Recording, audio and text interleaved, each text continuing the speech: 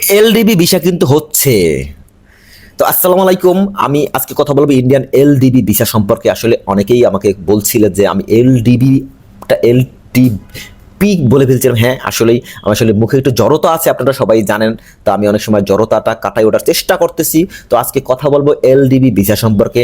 আপনি আপনি যদি এলডিবি ভিসা পেয়ে থাকেন, মানে যদি চান আপনি, বা আপনি যদি যেতে চাচ্ছেন এলডিবি বিষয়, তাহলে আপনাকে কিন্তু অবশ্যই কয়েকটা ক্রাইটেরিয়া আছে। ক্রাইটেরিয়া শুধুমাত্র বাংলাদেশ এবং পাকিস্তান এবং আফগানিস্তানের নাগরিকই কিন্তু এই এলডিবি বিষয়টা করতে পারবে। এটা বলতে পারেন ভারতের একটা বৈষম্য, ঠিক আছে। যাই হোক, এটা আমি বলতে চাই না এভাবে। কারণ কি? কারণ তারা কিন্তু জানে কোন কোন দেশে মুসলিম থাকে এবং বেশি সংখ্যাগরিষ্ঠ মুসলিম, সেই দেশ বেছেই কিন্তু সেটা আইনটা করা হয়েছে। তাহলে মনে করেন যে মুসলিম টার্গেট করছে তারা, যে মুসলিম এলাকায় মনে হয় সংখ্যাগুলো, যারা সংখ্যাগুরু আছে, তারা নির্যাতিত হচ্ছে। তাদের একটা ধারণা যে মুসলিম কান্ট্রিগুলায় আপনার যারা হিন্দু সম্প্রদায় আছে তারা কিন্তু নির্যাতিত হইতেছে, এটা তাদের ধারণা। বাট পরিস্থিতি কিন্তু ভিন্ন, মানে বাস্তব চিত্র কিন্তু ভিন্ন। কারণ বর্তমান মিডিয়া যারা আছে না, তারা ধরেন এই বিষয়টা এমনভাবে ব্যবসা আকারে নিছে যে সংখ্যাগরিষ্ঠ পাইতে হবো। মিডিয়া এখন যেরকম রিপাবলিক বাংলার নাম সরাসরি নিতে চাইছিলাম না, কারণ তারা কিন্তু এই ধরনের কন্টেন্ট তৈরি করে। কোন কন্টেন্ট জানেন? আপনার সিম্প্যাথি নেওয়ার চেষ্টা করে, যে আমি মুসলিম, অ্যাজ এ মুসলিম আমাকে যদি কাবা শরীফ সম্পর্কে ভালো কিছু বলা হয় তাহলে কিন্তু সেই চ্যানেলটাকে আমি সাবস্ক্রাইব করবো, বা সেই ভিডিওটা আমি পুরোটা দেখবো। বুঝতে পারছেন? হ্যাঁ, অ্যাজ এ মুসলিম হিসাবে আমার এটাও দায়িত্ব, আসলে কাবা শরীফ সম্পর্কে সঠিক ইনফরমেশন দিচ্ছে কিনা। বুঝতে পারছেন? এটা আমার দায়িত্ব যে আমি অ্যাজ এ মুসলিম হিসাবে সেই সঠিক ইনফরমেশনটা পেয়েছি কিনা। তার জন্য আমাদের কিন্তু মাইন্ডসেট চেঞ্জ করতে হবে, যে আমার সম্পর্কে যেটা বলতেছে এটা আসলে সত্য কিনা। এরকমই বাংলাদেশে যারা বলতেছে যে সংখ্যাগুলোরা নির্যাতিত, এটা আসলে কোনোভাবেই গ্রহণযোগ্য না। কোনো জাতীয় মিডিয়ায় বা কোনো অথেন্টিক ভিডিওতে আপনি দেখাতে পারবেন না যে শুধুমাত্র হিন্দু বা খ্রিস্টান হওয়া বা বৌদ্ধ হওয়ার কারণেই বাংলাদেশে কারো উপরে কোনো নির্যাতন চালানো হয়েছে। এটা সম্পূর্ণ ফেক নিউজ। গত টার্মেও সেটা করা হয়নি, কারণ ফ্যাসিস্ট রেজিম যদি থেকেও থাকতো সেটা কিন্তু সংখ্যালঘুদের উপরে নয়, সেটা হয়েছিল শুধুমাত্র রাজনৈতিক যারা প্রতিপক্ষ আছে তাদেরকে দমন করার জন্য শুধুমাত্র এইগুলা করা হইতো।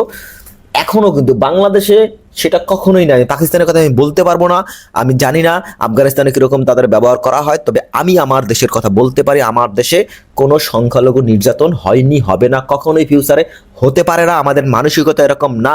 এর জন্য আপনাদের বলতেছি, যারা নির্যাতিত তারা প্রমাণ দিতে হবে। বুঝতে পারছেন? প্রমাণ দিতে হবে, বুঝছেন? তো সরকারের এটা একটা ভালো উদ্যোগ আমি বলবো। কারণ কি? কারণ এইটা যদি উদ্যোগ না হইতো যে প্রমাণ দিতে হবে, তাহলে কিন্তু তাদের আরও দোষারোপ করা হইতো যে তারা প্রমাণও চায়নি, শুধুমাত্র বলবে আমি হিন্দু, আমি নির্যাতিত, তারা ভিসা দিয়ে দেবে। তাহলে কিন্তু তারা একটা মেনে নিত। তো এম্বাসি যে ক্রাইটেরিয়া জারি করছে, আমি তাদের সাধুবাদ জানাই।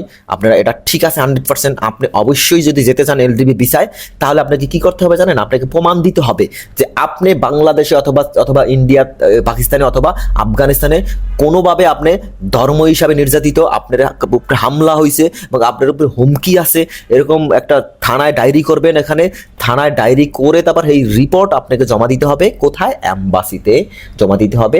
সরাসরি সেই রিপোর্টটাই জমা দিতে হবে যে আপনার উপরে সত্যি সত্যি আপনার কোনো সাম্প্রদায়িক কোনো মানে কোনো নির্যাতিত আপনি হয়েছেন, এরকম যদি প্রমাণ তারা পায়, তাহলে আপনাকে কিন্তু ভিসা দিয়ে দিবে 100%। এবং এই ভিসা জানেন কতদিন মেয়াদ? মিনিমাম 2 বছর। মিনিমাম 2 বছর আপনি মাল্টিপল এন্ট্রি করতে পারবেন। এবং আপনি চাইলে, আপনি যদি মনে করেন, বা সেই মামলা যেটা চলতেছে সেই মামলা যদি মনে করেন আপনি হুমকি হিসেবে বাংলাদেশে যাবেন, আপনার উপর হুমকি আছে, তাহলে সেই ভিসার মেয়াদ আপনি আরআরওতে গিয়ে সেটা কিন্তু বাড়াতে পারবেন। বুঝতে পারছেন? তো বাড়াতে পারবেন এলডিবি ভিসা। এইটাই যদিও আমি জানি, ঠিক আছে, আমি জানি যে এলডিবি ভিসা আসলে খুব একটা মানুষ জমা দেয় না, কারণ এই ধরনের কোনো বাংলাদেশ থেকে এরকম খুব নজির খুবই কম।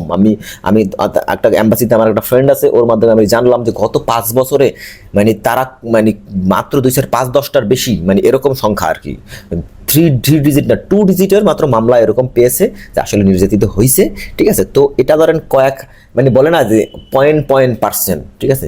শোনেন, কখনো কোনো মানুষ ফ্রেশ হইতে পারে না, তেমনি কখনো কোনো সিস্টেম ফ্রেশ হইতে পারে না, সিস্টেমেও ভেজাল আছে, ঠিক আছে। তবে হ্যাঁ, খুবই সামান্য, সেটা ধর্তব্য না, বুঝতে পারছেন, যেটা সামান্যতম।